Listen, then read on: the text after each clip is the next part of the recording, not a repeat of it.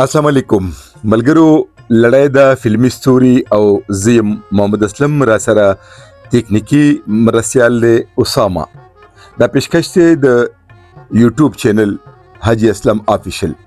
په دې خبرونه کې مونږ تاسو سره د فلم سره تعلق لرونکو په حق معلومات شریکو. نن مو چې د کومې اداکارې انتخاب کړی دی د هغې مرکه زما په وړومبي چینل لالونه کې موجوده ده، خو نن درته د دې اداکارې د فن سره سره د ژوند قصه هم کوم.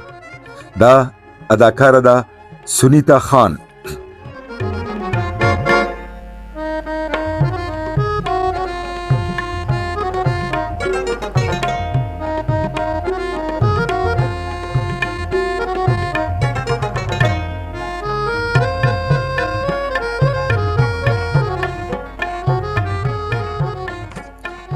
سنیتا خان د خپل وخت ډیره مشهوره اداکاره وه. یو وخت چې فلم سازانو به په مودو دې اداکارې ته فلمونه ځنډول، ولې چې په سنیتا خان د فلمونو یو بارانو. سنیتا خان څوک او د کوم ځای ده اول د دې پیژنګلو. د سنیتا خان خپل نوم انیلا بټ دی. په رامګلی لاهور کې په کال 1962 خوشا کې زیږېدلې ده. بنیادی تعلیم هم په دغه علاقه کې ترلاسه کړی دی. تر 12 جماعت پورې سبق ووي. لاورکوټي و چې په مشرق اخبار کې د انیلا بټ واړه پریګرافونه او مضمونونه چاپ کېدل. د هغې شوق د صحافت سره ځکه اخبار ته لاړه. هغې ورته د فلمي اداکارانو د مرکو کار وسپارلو. شباب سټوډیو ته د ظفر شباب او ایاز نایک سره مرکې د پاره تلی وه. هلته ورته ظفر شباب فلم کې د کار افر وکړو.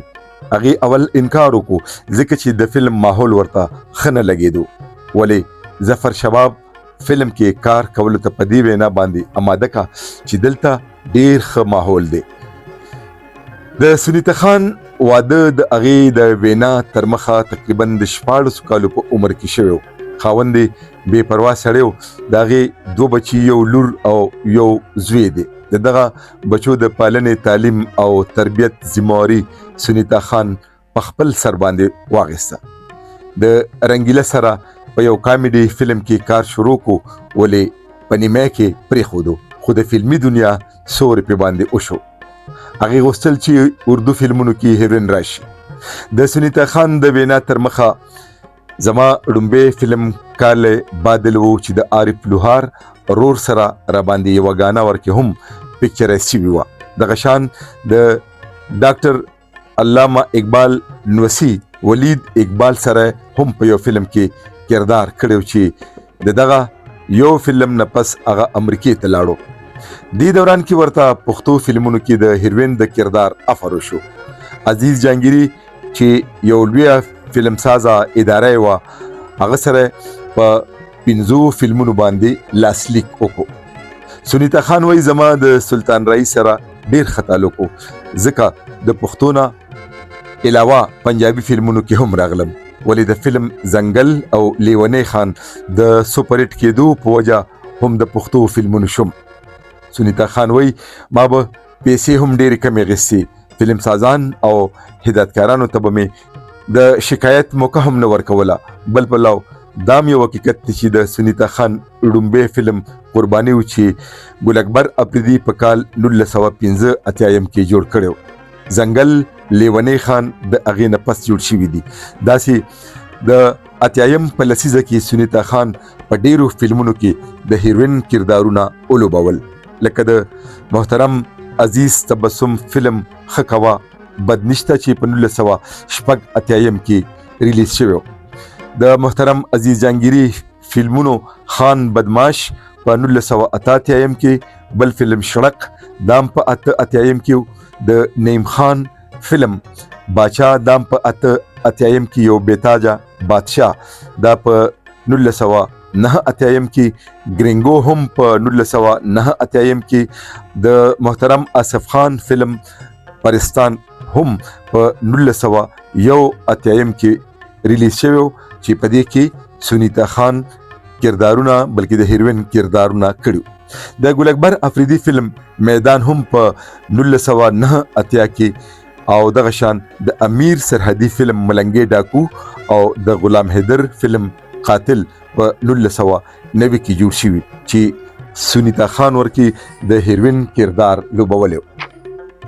فلم ته راتګ نه پس سنیتا خان د نسا هنر د دغه مد ماسترانو یعنی استادانو نه زده کړو.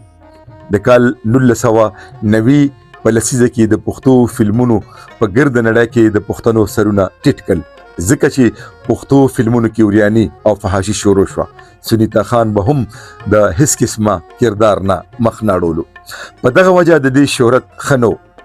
هغې څو فلمونه خپل هم بطور فلم ساز جوړ کړل لکه تور خامار، بادشاه او تریناټری. ولې د تریناټری هدایتکاری هم په خپله وکړه. فلمونو کې په بولډ کردارونو ورسره د مور پلار او رونو خويندو ورانه راغله. ولې دا پیسه ډیر خراب سیز دی. کله چې د پیسو باران جوړ شو نو هغه ورسره بیا جوړ شول. ولې د خاوند سره لارې بیل شي. هغه د سلونه زیات پښتو فلمونو کې د هیروین کردارونه وکړل. د بدر منیر، آصف خان، جمیل بابر، بیدار بخت د ټولو مشهورو اداکارانو سره بطور هیروین په فلمونو کې راغلی ده. خو سنیتا خان وای زما د خوخي هیرو طارق شو. د فلمونو په دوران کې هغه خپل بوتیک هم چلولي چې د فلمونو د اداکارانو د لپاره به ډریسونه تیارول او دغه شان د حسن او ښکلا د سیوا کولو لپاره یو بیوټي پارلر هم کولو کړو. د سنیتا خان زوی چې زلموټه شو نو مذهبي رنگ په غالب شو. اکثر په جمعات کې سنیتا خان د زوی په دې عمل باندې رضا نه و. ولیکيږي هغه چې کوم الله ته منظور وي هغه چې زلمی شنو د تبلیغ لارې خپل کا. عابد بټ چې د ډرامو او فلمونو ډیر ښه اداکارو په ډیرو فلمونو کې هم کار کړی دی. د سنیتا خان د زوی ملاقات د عابد بټ سره په یو سیروزه کې وشو. عابد بټ د سنیتا خان سره د وړاندې نه پیژنګلي وه. هغه د سنیتا خان کوڅې له راغی او داسې سنیتا خان د فلم نه لاس په سر شوه. د تبلیغ کار یې پیل کړو، حج ته لاړه. هغه بې پردې اداکاره داسې پردهداره شوه چې خپو ته جرابې او لاسونو ته دستانې هم اچوي. سنیتا خان د مونځ پابنده شوه. د دینی کتابونو په لوستو یې زړه ته قرار او روح ته سکون رسی. وای څوک چې ځان الله ته وسپاري غم نه کا چې کاروان په دغه لار ورسره سکا. هغه سنیتا خان چې هم به په سټیج بېهوده رقصونه کول بهر هیوادونو ته بتلا. پېښور کې د سنیتا خان په نوم باندې ډېرې شوګانې شوي دي. نن سبا هم په لاهور کې ژوند کوي. یو چینل یې خپل کولو کړی دی او هغه هم ډیر په کامیابی سره روان دي. اوس د نیوز یو چینل کولو کړی دی او هغه د لپاره هم کار کوي. دغه شان هغه د پرایویټ سکول کولاولو تجربه هم وکړه. د سنیتا خان د سلما آغا سره ډیر ژور تړون او تعلق دی. سنیتا خان وای سلما رانه اکثر دا تپوس کوي چې خوشحالي او سکون اوس ډیر دی او که اولو پته نشته چې د سنیتا خان کوم ادا د الله رب العزت خوښه شوه چې هغه د یو داسې لارې نه سمې لارې ته راوسته چې د هغې نه بیرته راستنېدل ډیره ګرانه او ناشونې خبره ده. الله دې وکړي چې د سنیتا خان پاتې ژوند هم داسې د دین په کارونو کې تیر شي. امین.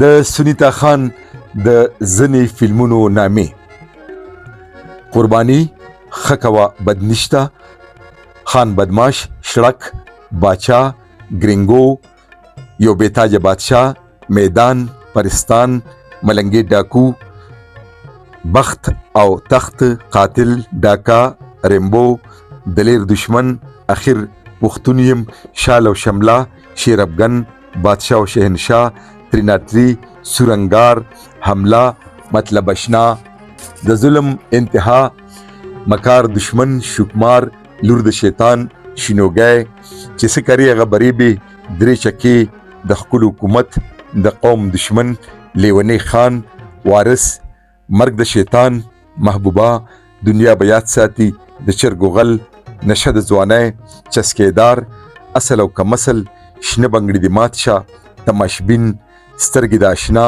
سنگ دل، سره ډولۍ، سرکاري بدماش، سرې سترګې، د سرو زرو مرغۍ، غلام، تورتم، مزدور، شیربانو او دغه شان نور ډیر بېشماره فلمونه دي چې سنیتا خان ورکې د هیروین یعنی د فرست هیروین کردارونه لوبولي دي. د سره سره سنیتا خان د پښتو نه علاوه په اردو، پنجابي او ځینې نورو ژبو فلمونو کې هم کار کړی دی. ولې دا هر څه پاتې شو ځکه چې سنیتا خان وایي دا نیمګړې دنیا ده او نیمګړې ژوند دی. هغه په خپلو کړو باندې خپېمانه او ستومانه ده، شپه ورځې جاړي او د خپلو ګناهونو معافي د خپل پروردګار نه غواړي. دا به د سنیتا خان د ژوند او فن قصه. لیک او راوي محمد اسلم خان، تکنیکی مرستیال اسامه اسلم، پیشکش حجی اسلم آفیشل. تر بلې خپرونې د لوی الله پامان.